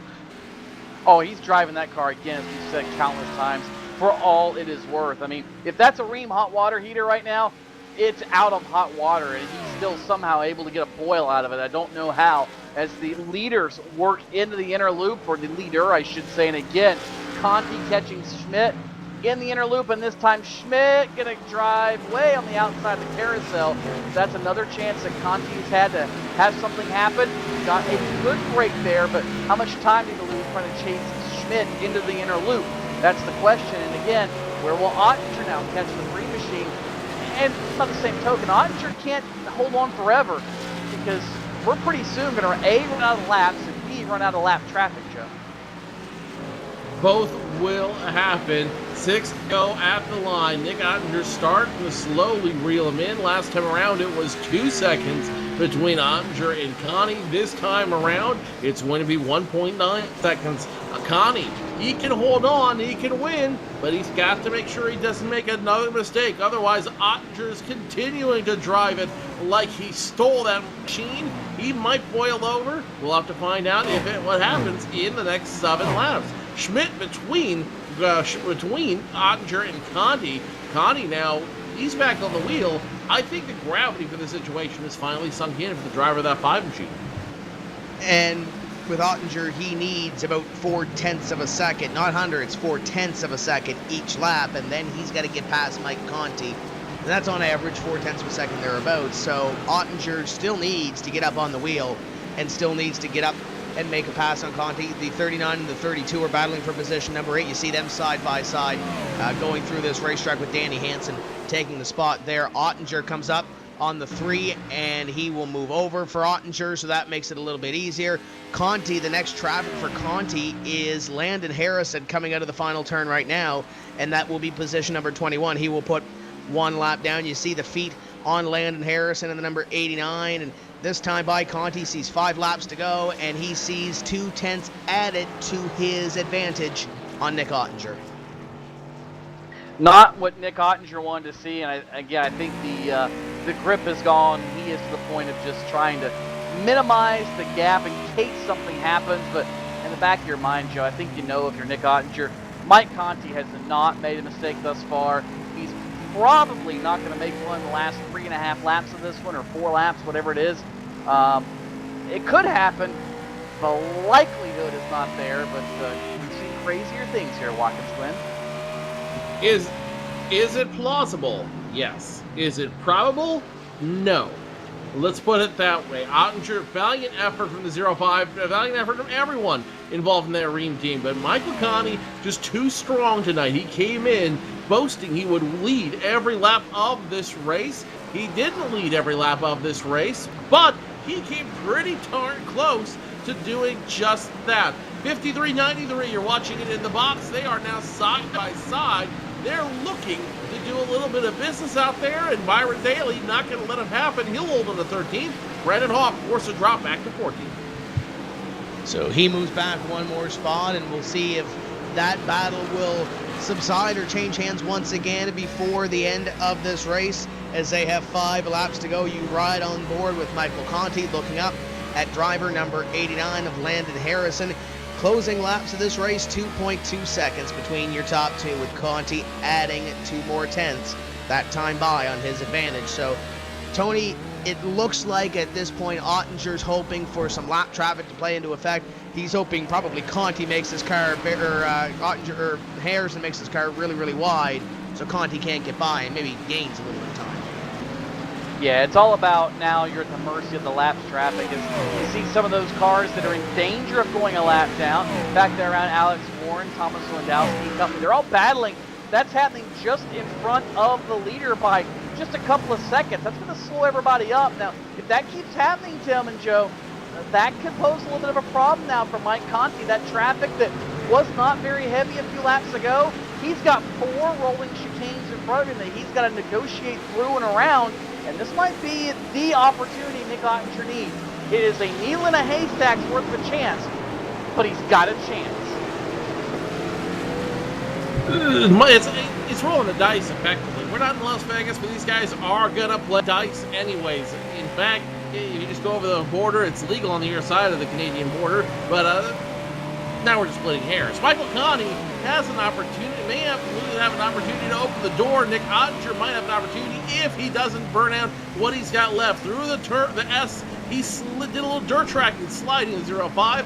Now at the bus stop, the 05 hits the rumble strips, hits them perfectly, almost overdrove it though, as he continues to roll through.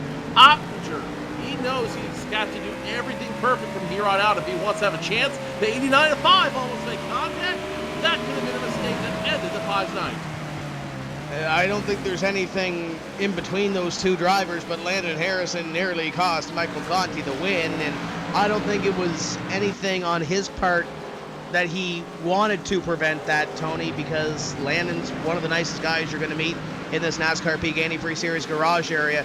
Doesn't really want to affect into that battle for the lead, but this time by, it's a half-second gained on Nick Ottinger, and it might be actually a little bit more than that, almost a second gain between Conti and Ottinger. It's 1.5 seconds now between your top 2 with 2 to go. Things are getting tight, and I think Conti is going to catch the 3 in front of him. Thomas Lewandowski, Brian Blackford, Alex Warren, all right in front of the leader, and after that little scare, Conti's got to be shaken and be a little bit nervous. I've seen him slip on exit just a little bit, nothing to really be concerned about, but that car has been a handful. Lewandowski loses it in front of Conti. Well, that's one way to get by him without any sort of problem, is to have him slide off into the grass, but you know the heart was in the throat of Mike Conti there for just a moment, Joe. Heavy front end damage of the 16 of Lewandowski. His night, for all intents and purposes, over. And the 16 just looks like got scared by it with a 5 in his rearview mirror, overdrove it, ended up into the dirt, into the tire wall, and Lewandowski just drives it hard out there. Stephen Gilbert still having some troubles out there as well.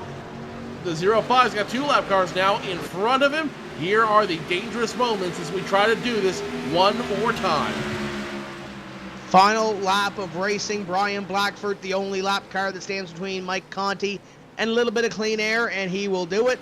Now the 89 and 33 may be going at it, and keep in mind, Tony, that is for a position. All 3 of those drivers actually battling for position. Harrison, Blackford, and Alex Warren. Warren slid off while he was battling with Blackford over in turn number 6, and these guys might pose an issue not so much for Conti now as he has checked out and set sail, but for Nick Ottinger, who's trying to stick his nose in the battle that probably doesn't belong in, but he's got no other choice at this point. Through the bus stop for the final time, this ticket is punched. One last trip home for Mike Conti as he works through the carousel, Joe. Working through the carousel, Conti has free reign at this point. Passes the boot into the NASCAR stretch. Passes the exit of the boot. 3 more turns. That's all it will take for Conti to walk away with the win number 3 and a boost going into the chase. One more turn. Conti's got it. Michael Conti comes up out of the final corner, and he will be the first winner of the NASCAR Peak Antifreeze Series at a road course. He wins round 13 at Watkins Glen International. Nick Ottinger going to come home in position number 2. Closed in at the end, could not get there. Ray Alfala in third, little ways back to PJ Sturgis, and Matt Busa completes your top 5 right there. And that's kind of how we thought about it, gentlemen. The top 5 coming in through warm-up, the grid, and the race. The only difference really was PJ Sturgis got ahead of Matt Busa.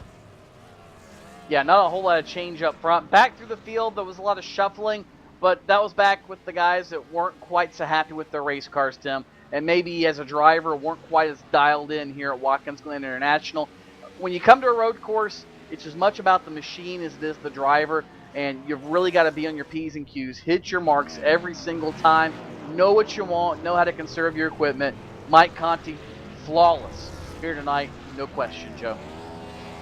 Conti came in saying he was going to make this his race. He earned this one.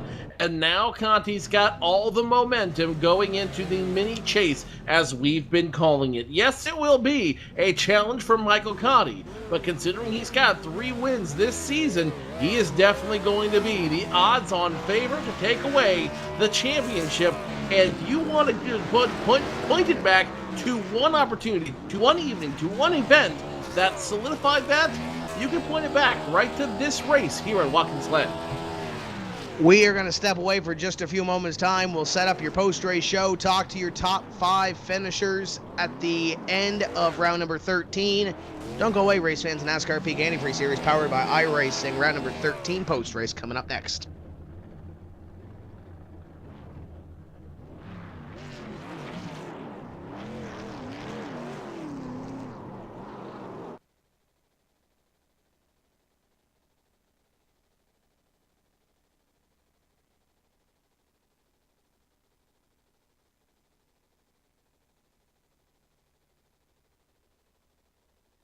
Inside Peak Antifreeze, 65 years of experience in hot and cold protection.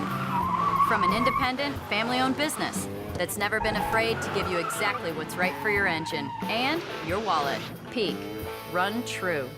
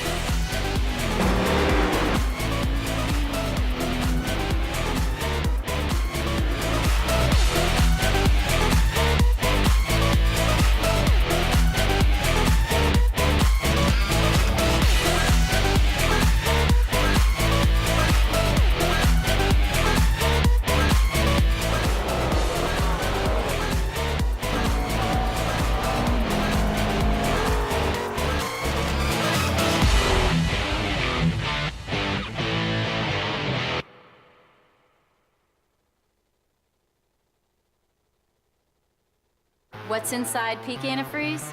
65 years of experience in hot and cold protection.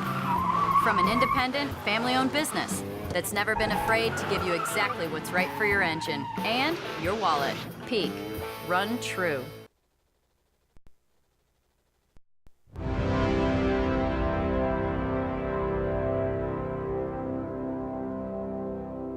Race fans, it's time for those most famous words in motorsports. Drivers, start your engines!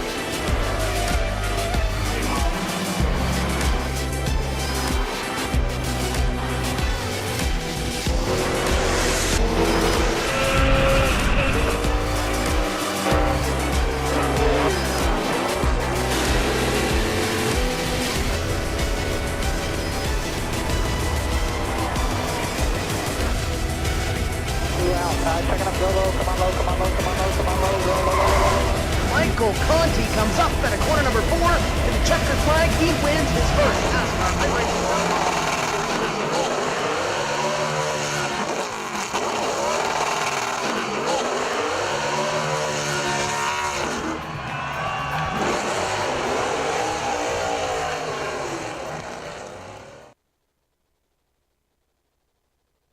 Welcome back to round number 13 of the NASCAR Peak Antifreeze Series, powered by iRacing at Watkins Glen International. Your winner this evening is Mike Conti, leading 47 of the 50 laps and coming away with the win by 1.7 seconds. Over Nick Ottinger, Ray Alfalla finished in third, coming off the win at Indy. PJ Sturgis, Matt Busa, top 5 class of the field by far this evening and throughout the qualification and all the warm-up sessions that were had at Watkins Glen this evening. Jake Sturgis in 6th, Chris Overland 7th, Danny Hansen 8th, Michael J. Johnson in 9th, and Adam Gilliland rallies to come back and finish in position number 10, the exact position that he started this 50-lap event in. Gonna go down to Joe Cortez in victory lane with your winner, the first 3-time winner this season, Mike Conti. You know, guys, when Mike Conti started this season, he said he was only going to run a part-time schedule. He said he was only going to run it as long as it was still fun. 3 pole positions, 3 wins later, the points lead later. It looks like Michael Conti's still having a great time out there in the 05 machine, winning the first road race ever, the NASCAR Peak Antifreeze Series, powered by iRacing.com. Michael, has winning not gotten fun yet? Oh, it's still very much fun, Joe. I had a great time tonight. It was great to finally get this series to a road course. I've been asking for this for a couple of years, and many of the drivers have been really pressing Shannon and everybody else that run the series to let us have at least one road course. They brought us to Watkins Glen, which is a great track, and put on a great race, I think. Just out front, I mean, it was tough. I mean, I don't know how it looked on the broadcast, but I mean, everybody was working extremely hard. The weather conditions and the way the cars and everything, it was just very difficult and greasy out there. But number 5, Sim Peddle's bus was pretty darn good tonight. Had a great qualifying run, which really made it easy from there on. I didn't really have to pass anybody the whole night except for lap traffic, which got pretty heavy at the end. But Nick was closing, and the car really wasn't handling very well at the end, but luckily it was a 50-lap race and not a 60-lap race, because I think Nick would have given me a run for my money. He was really good tonight, and so was Ray, for that matter. But just really great race. Everybody raced with a lot of respect. No big crashes like everybody predicted. At least I don't think there were. I have to go back and watch, but it seemed like a great race from my seat, and I hope that everybody at home watching enjoyed it too.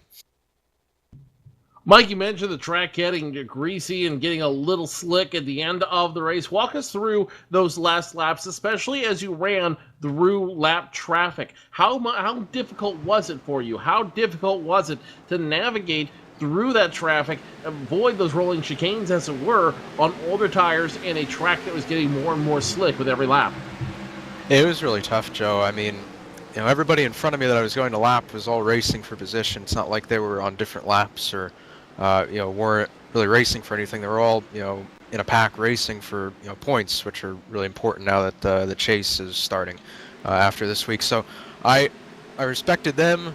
They respected me. I knew that I couldn't just run up through there like a madman and try to break them up, because I knew that they were racing for something. So I tried to give them as much room as possible. People gave me a lot of room tonight. Trietson was really good, so I appreciate that. And Landon and Brian and everybody else did a good job, racing themselves, but also giving the leaders a lot of room and didn't really affect the outcome. So that was really good on their part. But 87 degrees and partly cloudy skies. Man, it was greasy. I mean, it felt like we were driving a car with 50-lap old tires on it every lap. But I mean, hey, that makes it fun. I enjoyed it. I mean, when I was out front pulling away, I was smiling. And when Nick was catching me, I wasn't smiling, of course. I was getting a little bit nervous, but either way, it was a really fun race. I don't know what my plans are for next year for DWC. I know that I said I was running part-time this year, and obviously that's not the case anymore, but I don't know what I'm going to do next year. But even if I'm not running next year, I really hope that they keep the road course on the schedule, maybe add one more, because road courses are really, really great for the NASCAR series. The cars really react well to them, and I think they put on a really good show. Mike, let me ask you this real quick.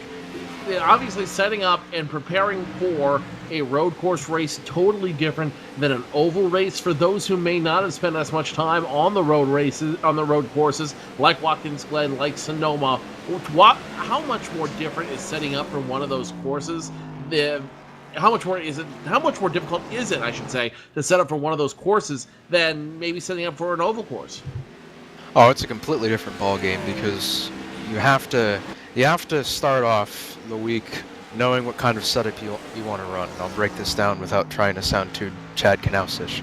You either have a symmetrical setup where everything is even left to right because you're making left and right hand corners, or you can set the car asymmetrically to suit the track. And because Watkins Glen has a majority of right hand corners, we decided to go with an asymmetrical setup after finding a little bit more speed with that.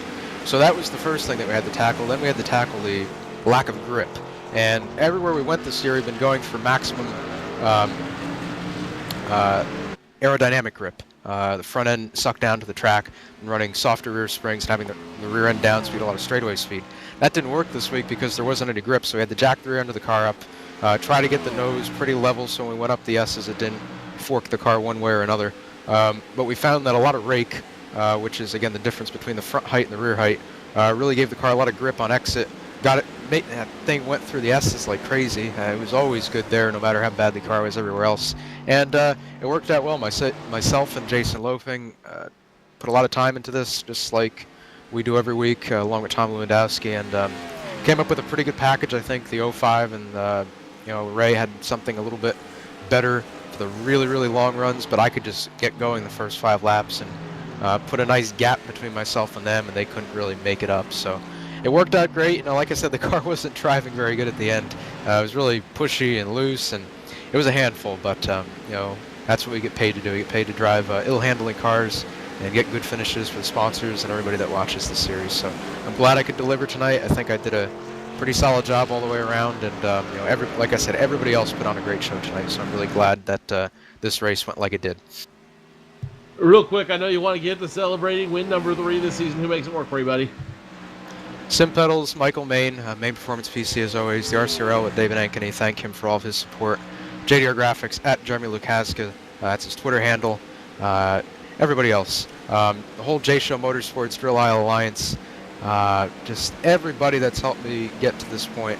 I appreciate all of you, and with 4 races to go, I think we're in the points lead now. We'll see how the drops way out, but it was nice to get a win tonight in the wake of all of the tragedy that's been going on lately with the sprint car accident, and Robin Williams passing away yesterday. So a lot of tragedy. So I'm glad that I could get some sort of positives going tonight for at least myself and my family, because it's been a rough week for everybody in the racing world, the entertainment world, everywhere. So looking forward to next week at Atlanta. Should have a good piece there too, and we'll just have to try to keep Nick and Ray behind us for the next 4 races and see if we can't bring home a championship for J-Show. Mike County finishing first for the 3rd time in the 2014 NASCAR Peak Antifreeze Series, powered by iRacing.com. Tony Stevens caught up with a second-place driver, Nick Ottinger. With Nick Ottinger, and Nick, how much was left in that Camry at the end of the race, or had you used it all up by the time the checkered flag came down? I about used every single thing I had, man. I was cranking brake into it, try to get it to slow down. I mean, I was good at, I'd say I was probably better at 75% of the track, but I lose too much at the S's. I was just too free, and I mean, I was driving my butt off. There ain't no joke about that. I was trying like heck to catch back up the mic, and I seen traffic in front of us, and unfortunately I came out of pit road and everything, a little traffic that I got caught behind, and I'd say it probably cost at the time a loss by, but it's another thing passing Mike. I mean, that was a lot of fun, and I want to say congrats to Mike, because that was one heck of a race, man. I want to do it again, though. I'm sure you want to do it again and make adjustments to fix that car through the S's. Did you even think you were going to have a shot at him the way the race started playing out in the early part and through the mid stages?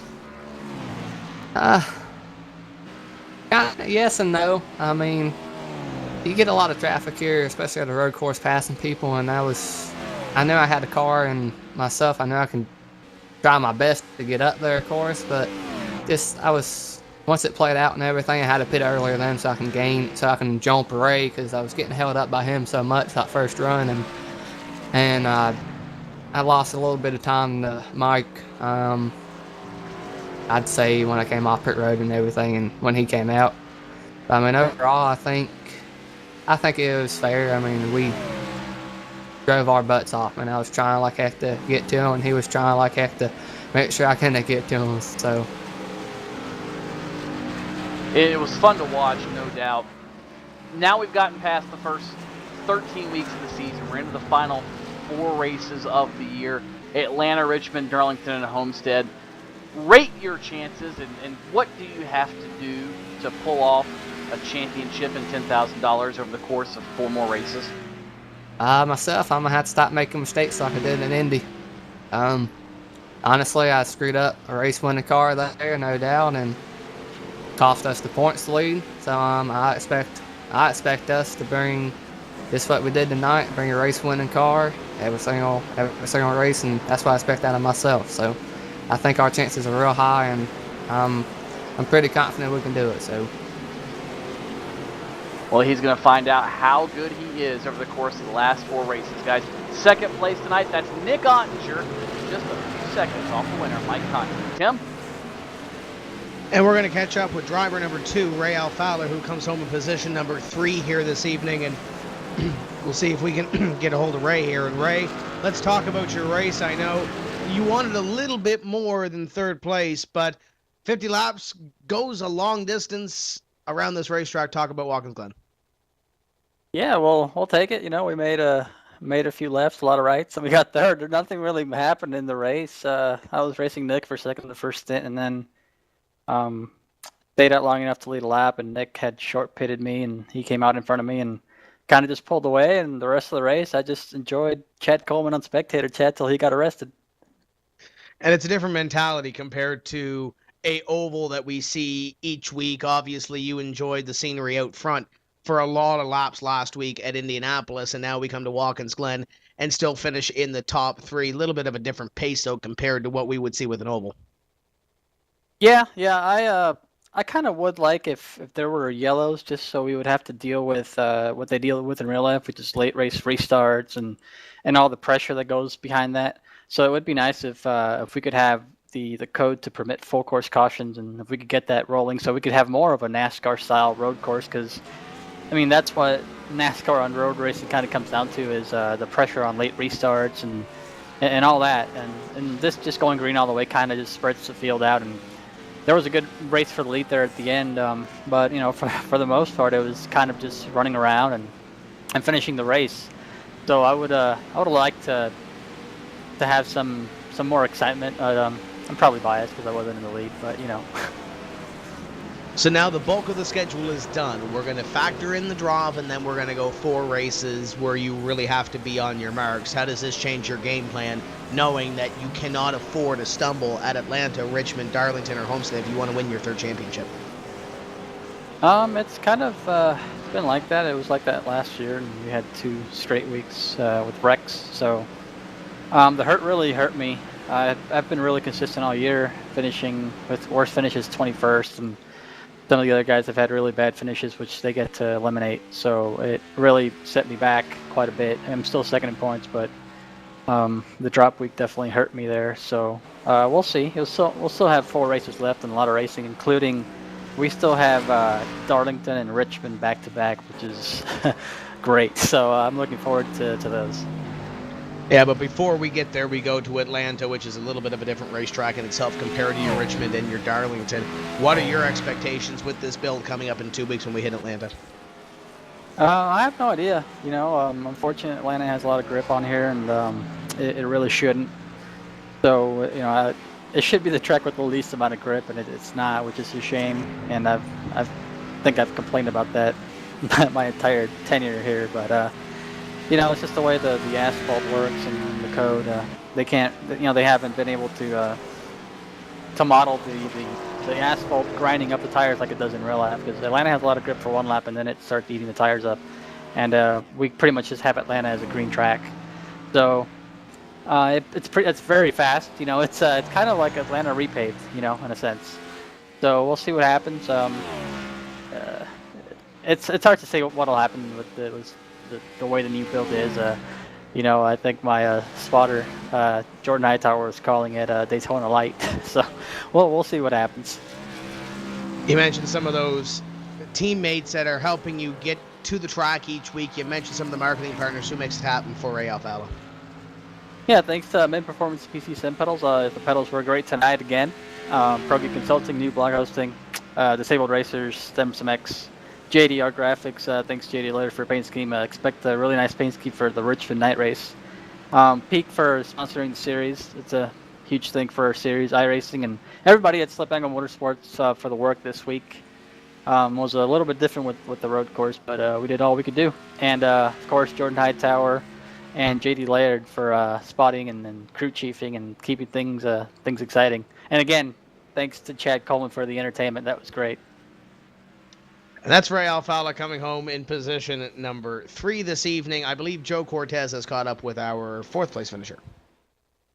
BJ Sturgis, driver of the number 57 machine. BJ has experience in both the NASCAR PG Antifreeze Series powered by iRacing.com and the iRacing Grand Prix Series. And let me ask you this, BJ, how much more different is it driving the Grand Prix Formula One car here versus the NASCAR Gen 6 car here? And do you feel that experience in the Grand Prix Formula One car gave you an advantage here at Watkins Glen in the Gen 6 car?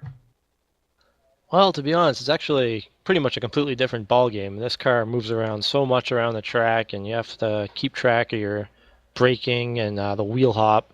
Everything takes place so much slower, but the F1 car, you're on a razor's edge in every single turn, and just trying to mentally keep up with this is a lot more difficult.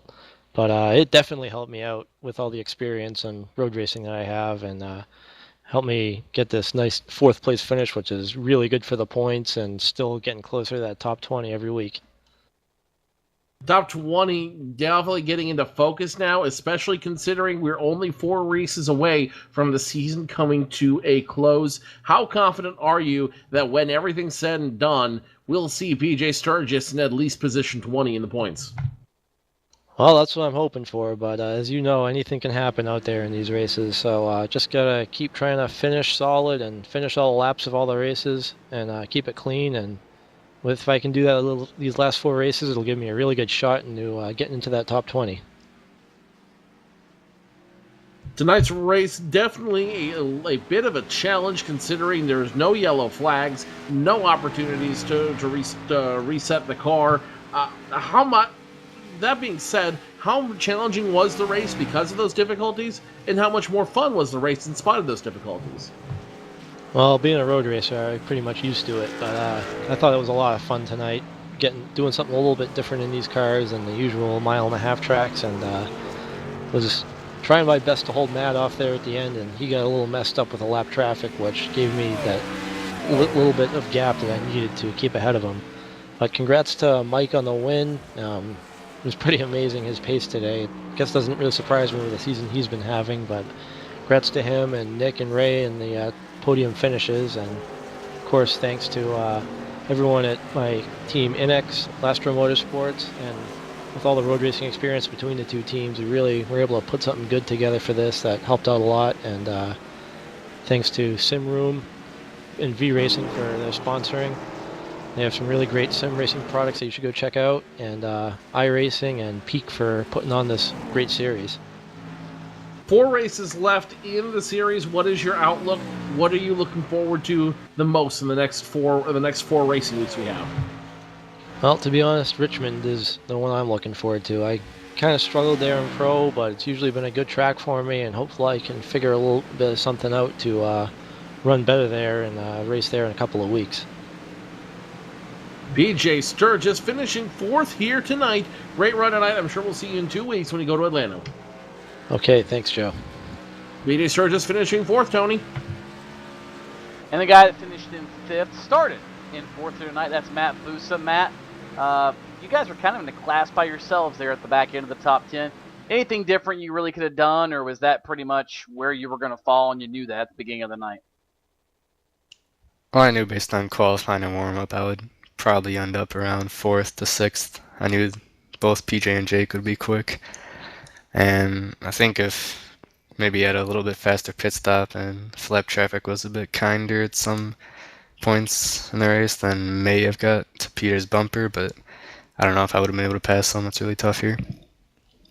Why is passing so tough at Watkins Glen? And we saw a lot of it back through the field, but up front seemed to be at a real premium. Well, up front, it seemed we were a bit closer on like pace, so just being able to get a run off the corner when it's so loose on exit with really slick conditions we had, and under braking, unless you're like Ambrose and you can outbrake almost anyone, then there's a lot of wheel hop, so it's gonna be really hard to outbrake somebody here too.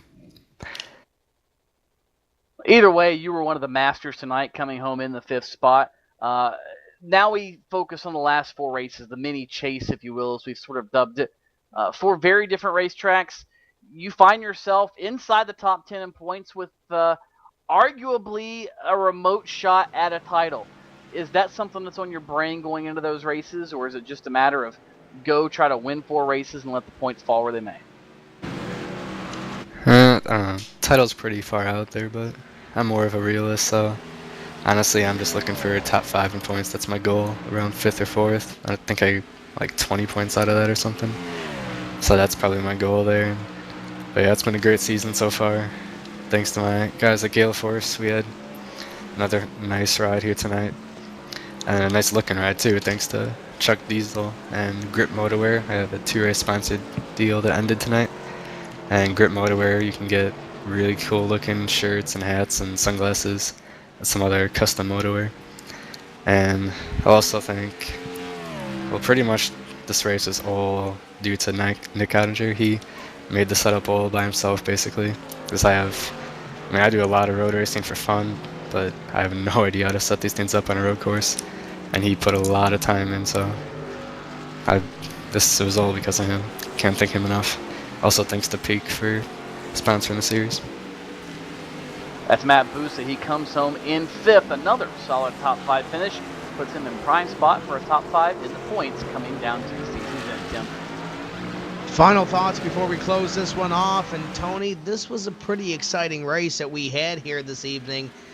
Very quick-paced race, done in 1 hour and 2 minutes for Michael Conti. And then you had Ottinger, Alfala, Sturgis, and Busa. Those top 5 seemed to be the real class of the field all night long. Then you had some pockets of battles throughout this field as well.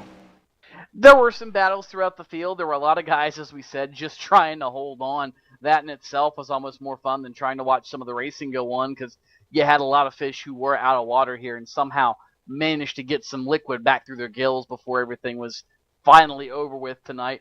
But just a dominating performance by Mike Conti. I mean, we haven't seen domination like that in quite a long time on any sort of racetrack. But it was fun to watch Nick Ottinger try to reel him in, knowing that he probably had a deficient race car compared to what Conti had. Nonetheless, he gave it his all, and that, I think, is what makes the NASCAR Peak Antifreeze series exactly what it is. And that gives the difference up front, a pretty substantial difference, really. It's about 23 points between the top guys, Tim, and that's pretty large, from Conti back to Ray Alfala, Nick Ottinger, Chad Lawton. And I think that means, Joe, we're going to see a pretty heated championship chase as everybody tries to chase down the part-timer who decided he wanted to come and try to whoop up on him before the season was over with. Unofficially, 23 points is the difference in the lead with 4 races left to go. Now, obviously, there's a lot of calculations that need to go into that and some things that need to happen before it's official, but 23 points is a number we're calculating right now here in the booth. 23 could define a championship season for young Michael Conti, but he's got to go through the gauntlet of the next 4 races, which will be a test of his ability, his focus, and his concentration as we get ready to do it. Then you have other drivers that have been more experienced, like Ray Alfala, like Nick Ottinger and BJ Sturgis, Matt Busa, all who have that experience, who have that know-how, that knowledge to do this racing. So the next 4 weeks are going to be critical and are going to be arguably be the most exciting 4 weeks in the 5-year history of the NASCAR Peak Antifreeze Series powered by iRacing.com that we have ever seen. The first time ever in history we have ourselves a mini chase, and it starts in 2 weeks when we go racing in Atlanta. Going into the final race of this, or the final 4 races of the season, Michael Conti 407, Ray Alfala 384, Nick Ottinger 381, and Chad Lawton 378, with Chris Overland and Jake Sturgis at 362 and 353 respectively. That's the points when you factor in that one drop unofficially with 4 races to go. So at this point, gentlemen, it appears to be a 4-horse race with 2 sitting in the background, possibly waiting for something to happen. And you can throw in Matt Busa there as well at 339, because we saw a pretty big comeback last year in the final 4 races of this season. Going to be exciting. 2 weeks' time, the Atlanta Motor Speedway plays host to the NASCAR Peak Antifreeze Series powered by iRacing. You're not going to want to miss that or the following 3 events to close off this season. We'll see if Michael Conti can come out as a champion, or will Ray Alfala come out as a 3-time champion. We'll find out in the next 2 months or so, the next 4 races in this series. So for everybody here that helps put this thing on, Ilka Hapala, Zach Stanko, Ian Bushing, Matt Racing Kid Thomas, Chuck Johnson, Joe Cortez, Tony Stevens, my name is Tim Terry. We'll see you in 2 weeks' time when we say, let's go racing from the Atlanta Motor Speedway. Keep the hammer down, and we'll see you at the track.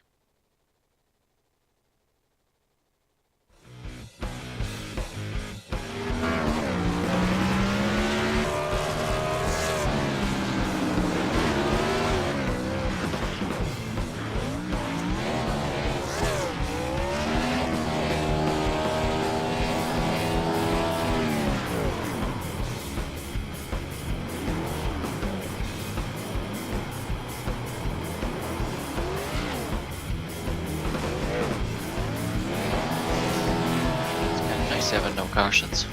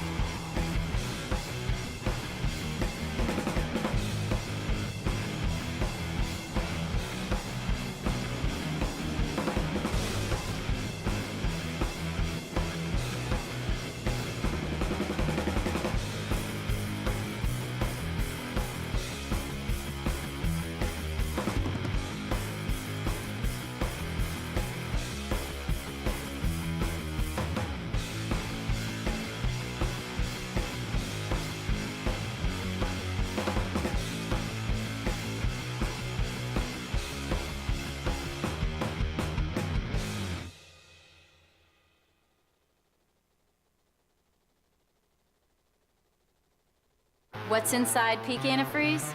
65 years of experience in hot and cold protection. From an independent, family-owned business that's never been afraid to give you exactly what's right for your engine and your wallet. Peak. Run true.